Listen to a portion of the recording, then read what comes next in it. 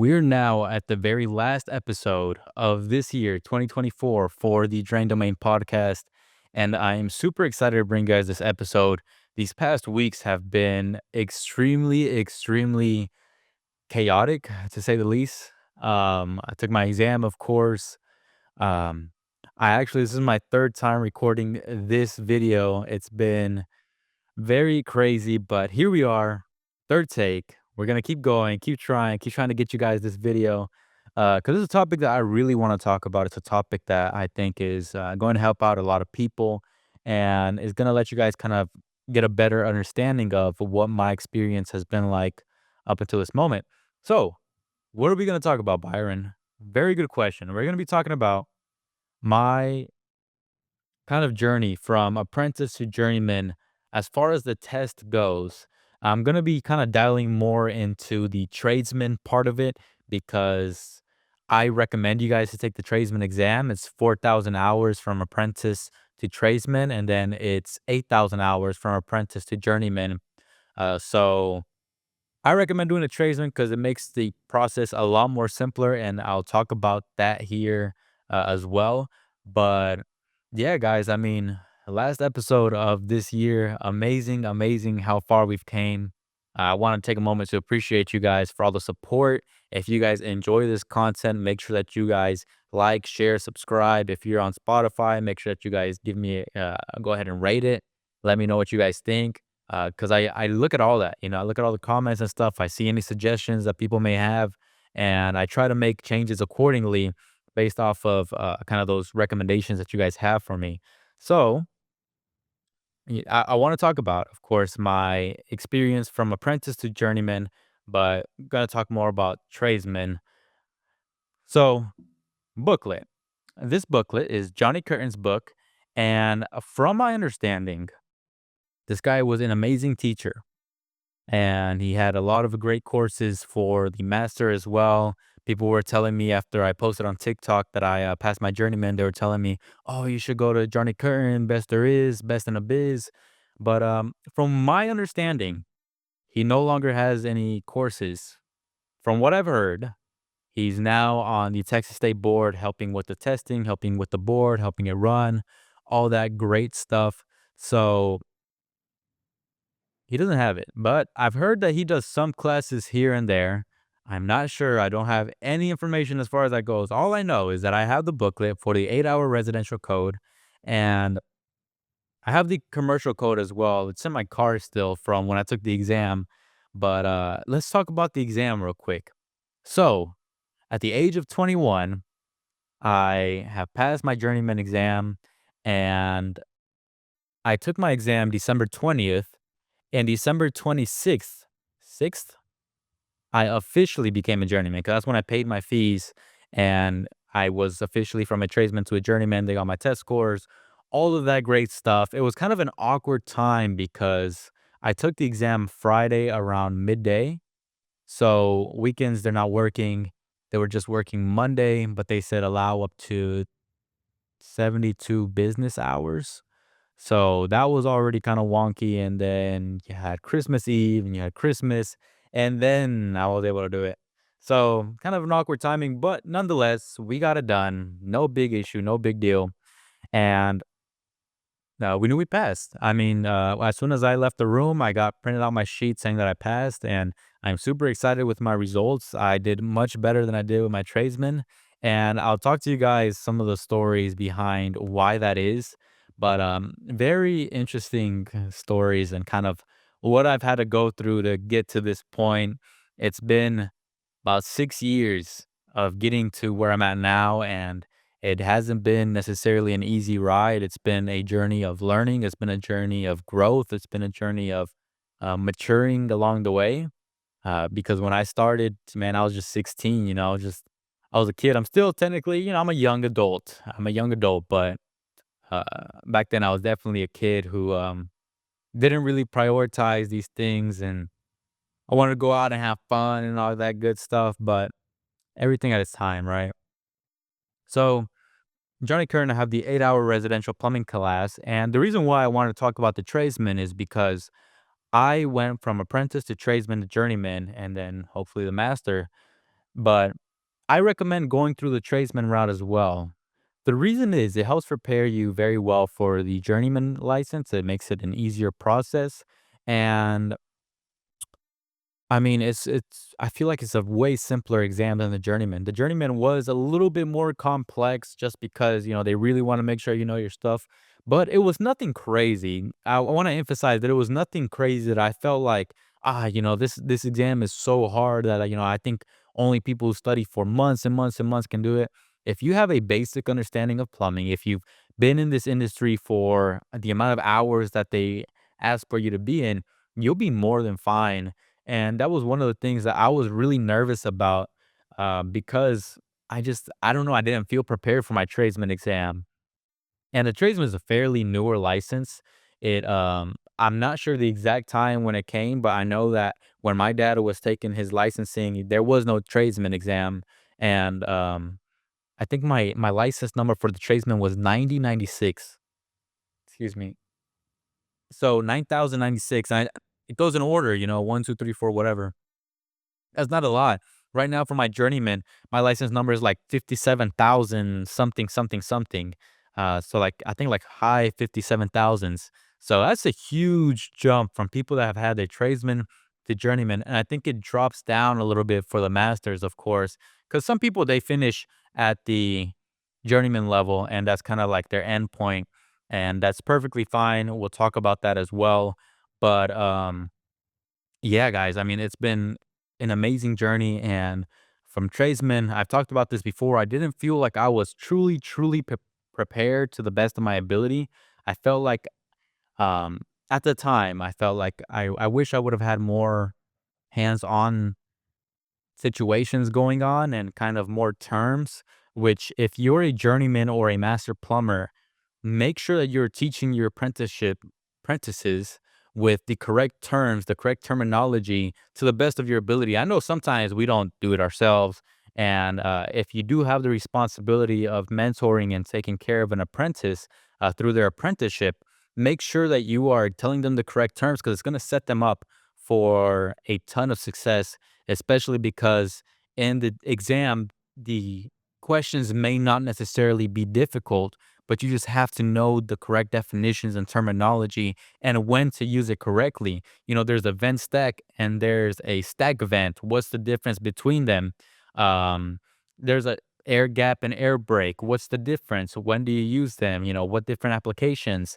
Stuff like that that if you have a booklet like this and a class that's structured how it is was structured for me, it will be very simple. But for those that are kind of relying on that apprenticeship program, or for those teaching apprentices, be sure that you are doing those things because you want to help them out to your best of your ability. It's a big responsibility taking care of an apprentice, not just because, I mean, you're teaching them and they have to go take the exam, but also because they are the future plumbers of America. They're the future plumbers of and the area that you work with in, whether you're, one of the top plumbers in your company, whether you own the company, whatever the case may be, it's a huge responsibility because you want to set them up for failure, not you want to set them up for success and not failure, not just in uh, kind of the testing area, but also outside of that in homes and, whenever they're doing jobs on their own and when the time comes for them to do that,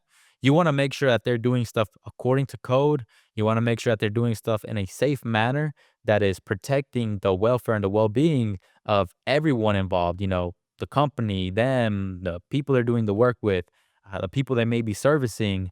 There's so many different people that kind of are intertwined into a plumbing system that you want to make sure that people are in their best ability to be able to perform the work. So that is something that's very, very important.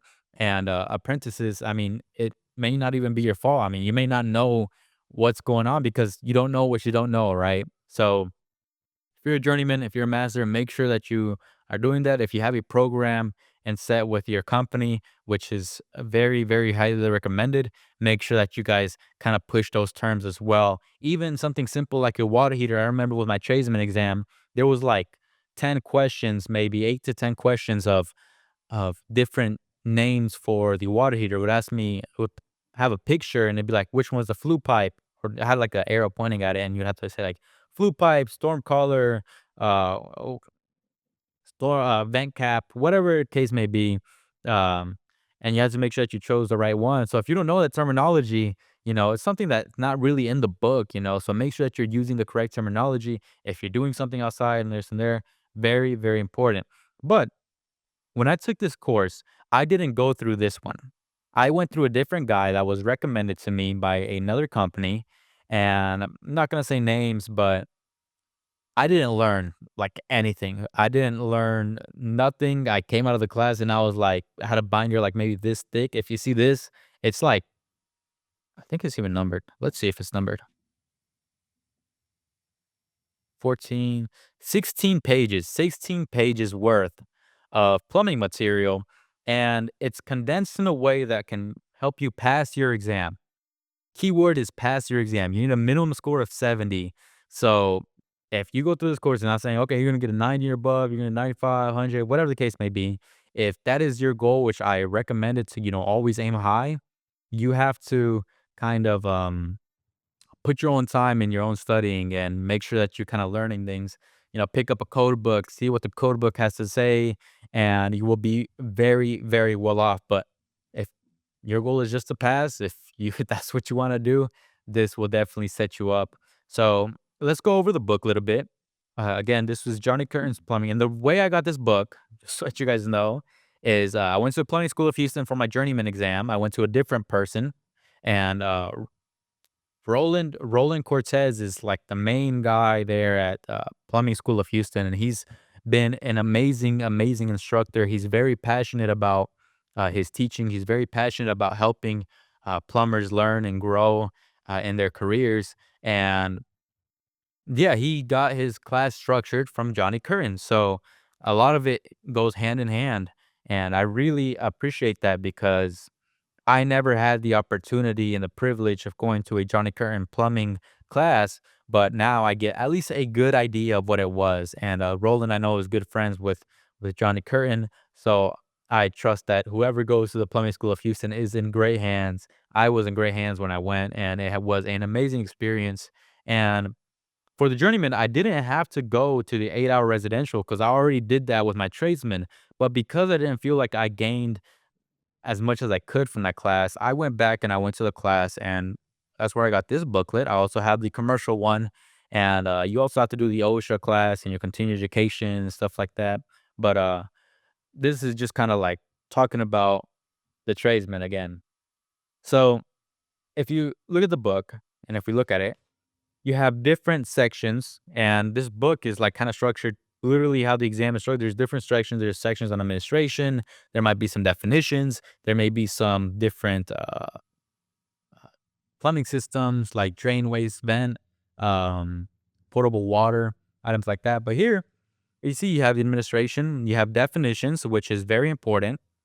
But the definitions, and this is just me flipping to the next page, just goes so right there. You can make flashcards and you'll be very well off. It has general regulations. It talks about fixtures up to right here, water supply and distribution up to right here, sanitary drainage, boom, vents, all the way to here, traps. And if you do end up going to the journeyman exam, this is very important. I don't know if you guys can see it, but this is kind of a diagram, and it has all the different types of terminologies and like a visual diagram of what each thing is, like a soil stack, a waste stack, stack vent, wet vent, all these different things that are in the DWV system. And I had about 10 questions, and it was this exact same diagram. Um, Very, very easy once you kind of go over it and make sure that you know what everything is, because it'll literally point like how it is. It'll point and be like, "What is this? What is this? What is this?" So very important, guys. It talks about fuel gas. We got some fuel gas testing and inspection of gas piping, shutoffs and supports, vents. Talks about water heaters, an important part as well, because you have some written questions on water heaters, and when you go to Austin or Waco, you also have to go and answer questions in the podium. So, which we'll talk about that here. as well, kind of my experience going up to Austin. Talks about gas water heater vents. It also talks about drain pans, licensing law, and some basic offset math. And I'll tell you guys exactly why you guys need the math. And it's going to be for whenever you go take the practical exam, the practical part of it. And finally, the dollhouse diagram. Hopefully, you guys can see this, by the way. But there's the dollhouse diagram. They give you this pretty much on a whiteboard, and you have to go and you have to kind of draw your layout and see how much material you need, make your parts list, come up with the game plan, and boom. But that's it. That is all that's in this book. And that's all you really need. If you just study this and you know it front and back, within a couple weeks, you'll be fine to take the exam. And that's kind of the error that I had, you know. So going back to my story time, 4 years ago was whenever I went ahead and took the courses for my tradesman exam. I went with a different instructor and I just kind of forgot about it. If I'll be honest with you guys, I never really paid attention to it. I was like, I'll go ahead and do it later. What, whatever, doesn't matter. And that was like the worst attitude that I could ever have. And I'm talking to you guys like in a real, like, full transparency and honesty because I don't want you guys to make the same mistakes that I made. I want to set you guys up for success. I keep saying that, and it's pissing me off. I want to set you guys up for success. So if you take the courses, go ahead and schedule your exam. Maybe like a month or 2 months after, and just take the time to study, and you'll be more than fine. And I didn't do that. I don't know what it was, to be honest. I don't know if it was because I was in college and I just felt like, "Oh, this is my priority. This isn't really my priority at the moment." But as you get older, you kinda realize life changes in a blink of an eye, and things that can be done today should not be left for tomorrow. I shouldn't have been leaving the tradesman exam for so long if I was already took the courses, I had the materials. Because what happens is tomorrow happens because you want to wait for tomorrow. And then when tomorrow comes around, there's certain things that happen. And then you realize, oh my goodness, I should have done this yesterday, right? This should have already been done. Why is this not done already? And it's kind of frustrating at that point. But to tell you guys what happened, this is about a year and a half maybe after taking that course. I had an old Honda Civic and it starts breaking down. Boom, I'm driving and then it just starts breaking down.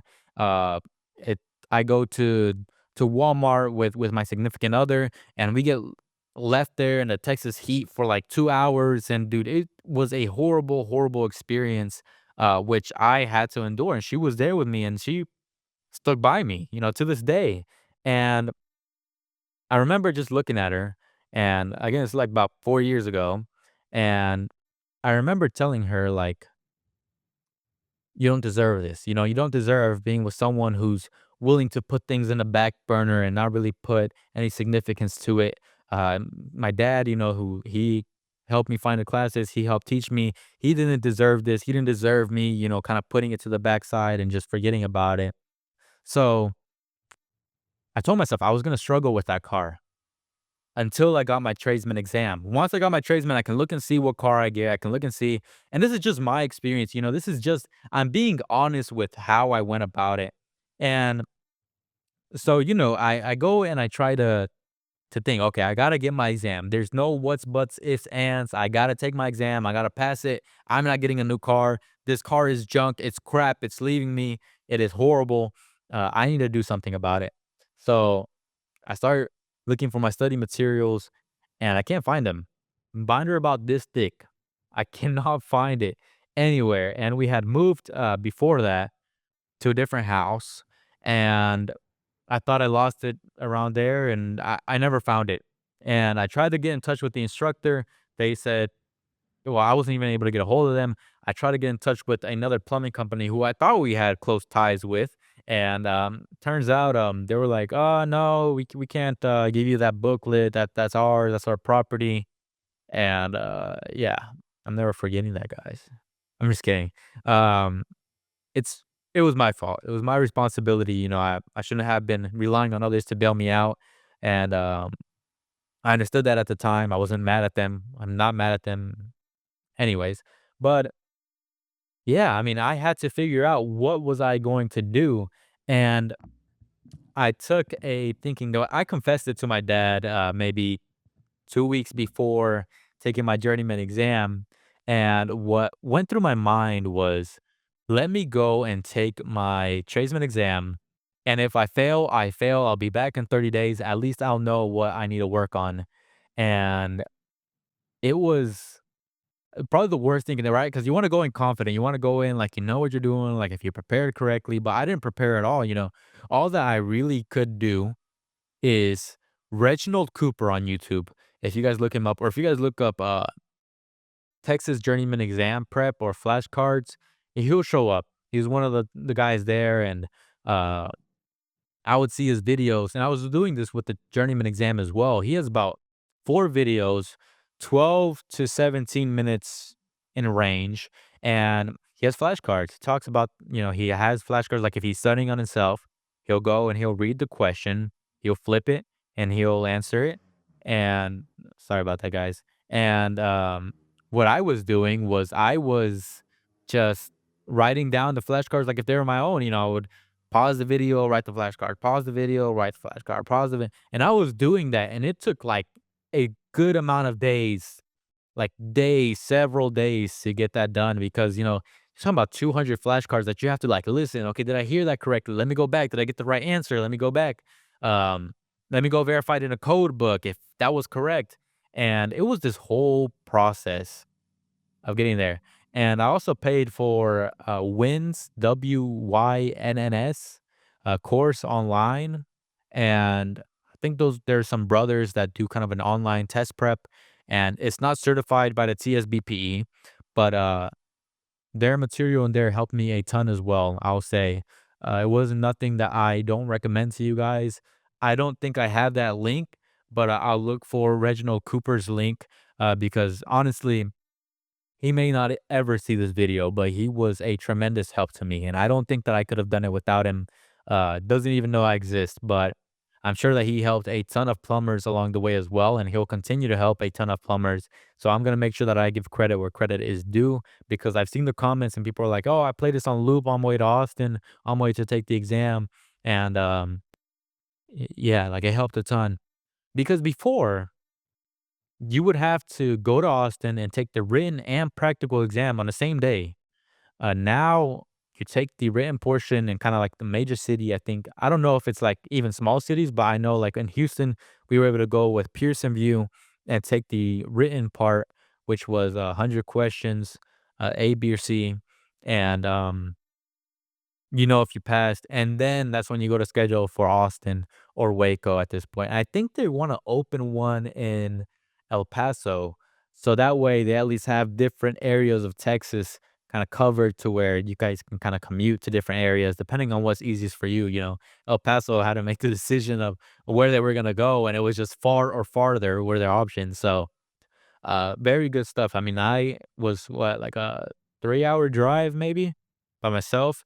Um but I'll get to that in a sec. But yeah, so written exam day comes and I finished college, maybe like not finished, but finished that semester, maybe like 21 days before that exam. So I spent the 21 days studying whatever I could find, and I go to take it and I pass.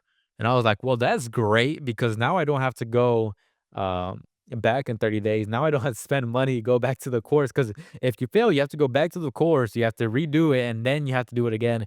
And I think if you fail again, you have to wait another like 60 days or something like that. But anyways, that's not gonna happen, guys. You guys are gonna do amazing, amazing, amazing. But that's just, I was surprised. Honestly, I was like, what? But I became half of a journeyman plumber at that time, because I still had to do the practical exam. And I was very prepared for it. I was much more prepared for the practical than the written, like by far.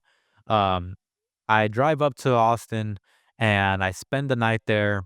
I drive in, I think I left maybe around after midday. I got there, made sure I ate something. make sure I got a good night's rest, and then next morning, that's when I drive up to the Texas State Board building. I go and take it, and yeah, the first thing that you do is that dollhouse. And a dollhouse, if you guys don't know, the dollhouse is it's great itself. It's graded by its own, and it's probably a little bit bigger than this table. I would say like probably right there. So it's a pretty big dollhouse. You know, a dollhouse is kind of like a, a what is it called? It's like it's not an accurate representation of what it is. Because you think a dollhouse, think like this big, right? No, it's pretty humongous.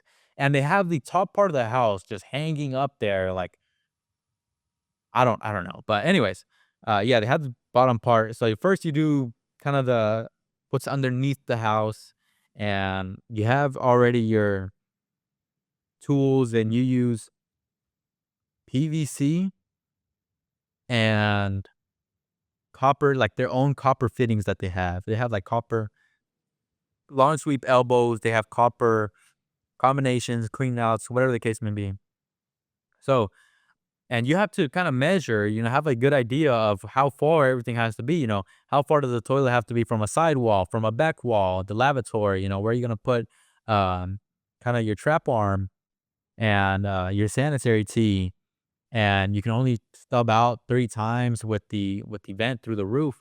So, it wasn't complicated. I mean, it's if you've never done new construction, that's probably gonna be one of your toughest, parts of it. But there's videos, and, I know that Roland over there at Plumbing School of Houston, they wanna get a full size scale of that dollhouse for training purposes, and hopefully the Texas State Board are able to approve of that and kinda help them out with that because it's huge help. I will say that that first instructor that I went to, he did have a full size scale of the dollhouse, and it did give myself a good visual. I mean, it was like 3 people working at it at once, and, I tried to contact him to go back and try to practice a couple times before, but I was never able to. Um, but yeah, I mean, you do the dollhouse, and then you go on to the next station, and it's, uh, soldering a coupling. You have to cut cast iron pipe. You have to install a no hub. You have to thread galvanized pipe, do the threads, with a manual threading machine. You have to do a rolling 45. So you have a galvanized three-quarter pipe right here, have a galvanized three-quarter pipe right here, and you have to connect them. It's like how long does the pipe have to be for you to connect these two? So that's where the math comes in. That right here, where is it? Right here. So it's very practical. I mean, it tells you get center to center. 1.414. You just have to remember that, and it's not difficult, guys. I mean, probably the most difficult part for me was the PVC section because you have a little box, and this one was a little box, and you had some studs that was going through the wall or the box, and you pretty much had to make connections. Like if there's studs right there, and you kind of had to move around. You can't like connect it all and just place it in there.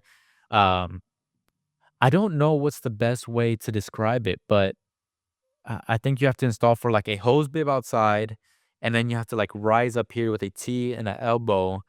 And yeah, it wasn't too difficult. It was just like just wasn't prepared for that part. Like it kind of caught me off guard.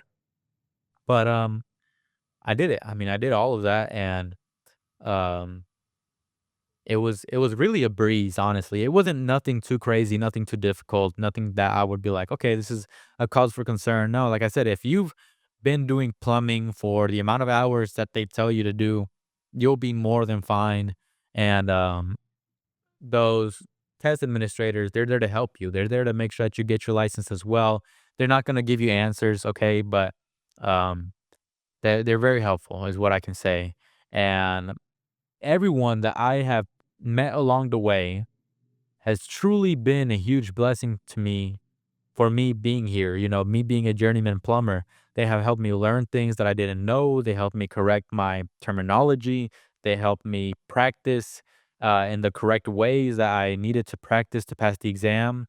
And really, I mean, that's why I'm doing this video here today, because I want to make sure that whoever goes into it knows not to fear taking this exam, because it's not something that you should fear. It's something that you should be excited about. You're gonna get nervous. Don't get me wrong, because I was nervous for the journeyman exam, but I was very prepared for the journeyman exam. I mean, I was like as prepared as anyone could be. There were things that I didn't know during the exam, sure, or maybe things I blanked out on is probably the best terminology. Um, just because the way that the questions were worded might have confused me a bit, but it was nothing crazy, nothing to where I wouldn't feel comfortable doing again. Yeah, I'll say that. I mean, I'm comfortable taking that exam again. And again, it's just a minimum standard of what you need to know for that license. Understand that once you get the license, it doesn't mean that you're immediately like a full on, full pledged plumber. It's a good indication that you have the minimum standards so that you can do the work, but you still got to learn as you go. You still need to continue learning and to continue growing in your career, and don't settle for that's it. I got my license. That's all I need. Always try to push yourself, because you're gonna see that there's gonna be people. They're gonna work hard. They're gonna work harder than you, and that's perfectly fine. But you have to, keep working as well. You got to work harder and keep pushing, because learning does not stop, and knowledge is power, and that's the way that you're able to make the big bucks. I don't know why you guys wanna be plumbers, right? Maybe you guys grew up around a trade. Maybe you guys saw that people are saying, "Oh, plumbers are the next millionaires, billionaires of America." Maybe you saw, "Oh, there's job security in plumbing. Oh, trades is amazing." But I mean, that's why I want to talk to other people as well. That's why I want to get people in this podcast and talk to them, to see why they got into plumbing, what has been their experience, because I'm sure that there's some that they're just gonna say, "You know what? I just dropped out of school. I became a plumber. That's all I could do." Or I was never good in school. I just became a plumber. And there's many people that that's the case, but don't let that limit you to only being a journeyman plumber or a tradesman plumber, because you set your own limitations, and the sky is the limit at this point.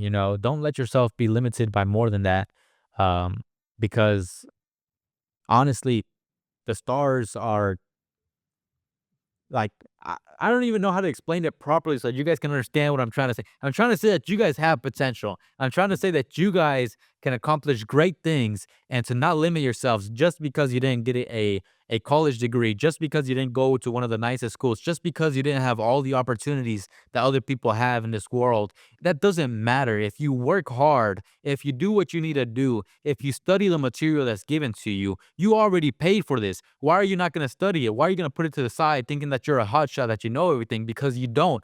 I don't. I'm far from knowing everything. So understand that you have so much potential inside of you, but it is up to you to manifest the greatness within you. And yes, I'm just talking about plumbing, sure, but if this is a career that you want to choose, you have to set yourself up to be the best possible plumber that you can be. Try to be the best plumber in your area.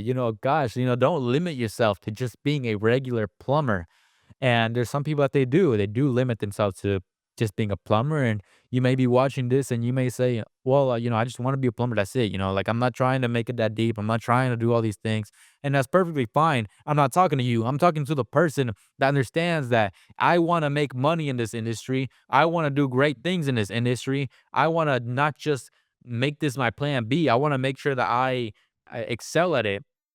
For those people, understand that if you work hard and if you learn and if you keep learning even after the exams, you're going to do great, great things. And I look forward to seeing it. The other day I posted about me passing my journeyman exam, and I got a tremendous, tremendous amount of congratulations. I tried to answer to as many people. People liked it. The video semi blew up, couple tens of thousands of views.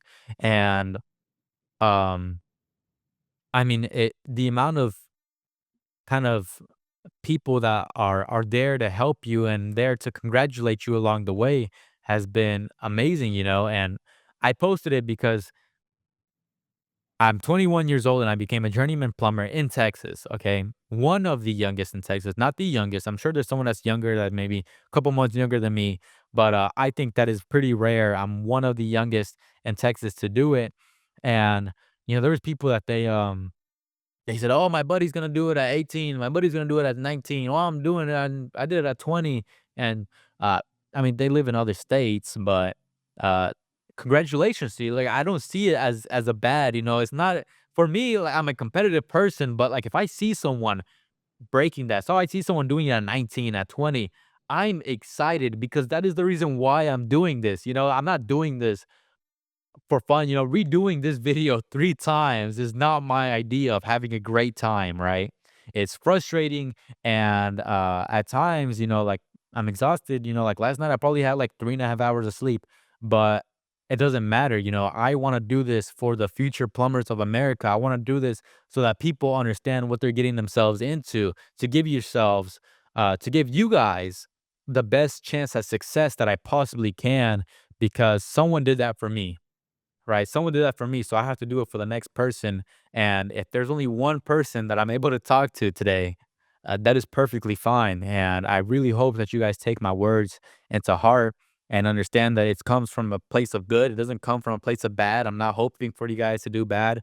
I'm hoping for you guys to accomplish the great things that you guys are going to accomplish. We're starting off the year, whether you're seeing this in 2024 or now seeing it in 2025 or even years after.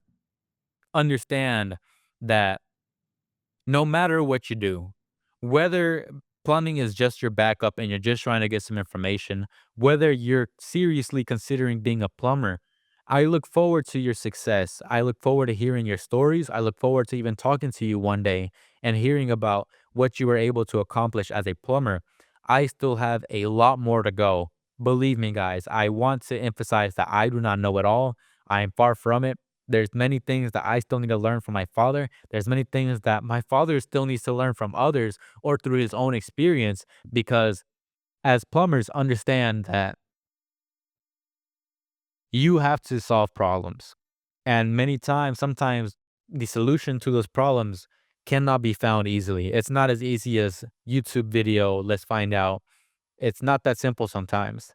And you're going to be tired. You're gonna be frustrated.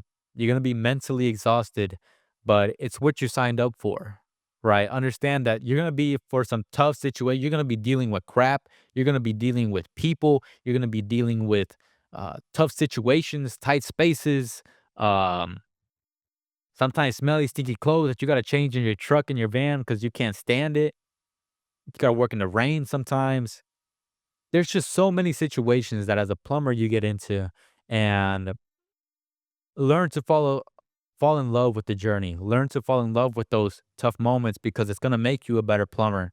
If you have a situation to where you have to go out of your way to find a solution, next time you face it, I am certain you're going to know how to do it. There's been many times with my father where I've seen him kind of struggle to find a solution. And when he does, months and months later, we get kind of the same call, not from the same person, it's kind of similar call at similar situation. And my dad's like, I know what to do. Boom, boom, boom. Let's do it. It's all a part of it, and all a part of life, because you're going to be with situations to where you don't necessarily know what's going to happen. You don't know if your bills are going to be paid. You don't know if you're going to be able to afford the house that you want. You may have to go with another option, but you got to keep working to go to what you want. And understand that you have goals and ambitions. If you're young or old, it is never too late to chase your dreams and your goals. I know some people are like, It's too late for me." I promise you, there's a way to still be around it. There's still a way. As long as you're moving, as long as you have breath in your lungs, you can still accomplish the great things that you have been put on this earth to do. And whether it's plumbing, whether it's helping your community, whether it's being, I don't know, police officer, entrepreneur, do good in whatever you do. And that's what I hope to do as well. I hope to use my license in a way that can benefit my community. I hope to use my license in a way that can benefit the homeowners that we service. I hope that I'm able to spark some change in some young men and women that want to get into the trade, or feel like their back's against the wall. I'm sure there's some people that it's either plumbing or the military. I guarantee you there's some people that that's their only options. And understand that wherever you are, be the best version of yourself. Wherever you are, do your best until the very end. And don't become an emotional person as far as like making emotional decisions. Take the time to think of things logically.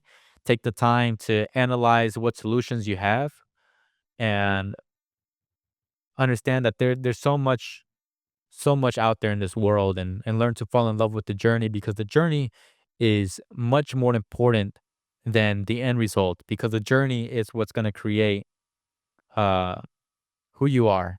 It's going to shape you up to be great and remarkable. We're young men and women. And this upcoming year, I challenge you to be a better version of yourself. I challenge you to set and accomplish the great things that you're going to accomplish. I challenge you to write down your goals, write down your resolutions, and look at it. I mean, if it's buying a new car, so be it. Go ahead and find out how you're going to do it. Write it down, write down how you're going to do it. If your goal is to be a plumber by the end of this year, I applaud you. I'm super excited for your success, and I look forward to seeing that success. So keep pushing, guys. I'm gonna be ending this podcast episode here soon, but I kind of wanted to give you guys a rundown of what my journey was like from apprentice to tradesman, and just kind of give some words of encouragement. Last episode of this year. Next year, we're gonna be doing a lot more stuff. We're gonna be trying to work with other people. I'm still trying, guys. It's not as easy as it looks, but we're gonna keep pushing and keep trying to do our very, very best for all of our viewers. If you guys enjoyed this episode, be sure to like, share, and subscribe, and be sure to support however you guys can. If you guys found me on TikTok, welcome to the Drain Domain podcast. If this is your guys' first time tuning in, welcome, welcome, welcome. I'm very excited for you guys to be here. I hope to bring more topics here in the future. I'm going to be posting episodes weekly. This one might be posted differently than my regular schedule, just because New Year's Day is on a Wednesday. So we'll see what we do. So stay in touch on TikTok. If you guys have any questions, feel free to reach out to me. And I look forward to seeing you guys next year. Peace.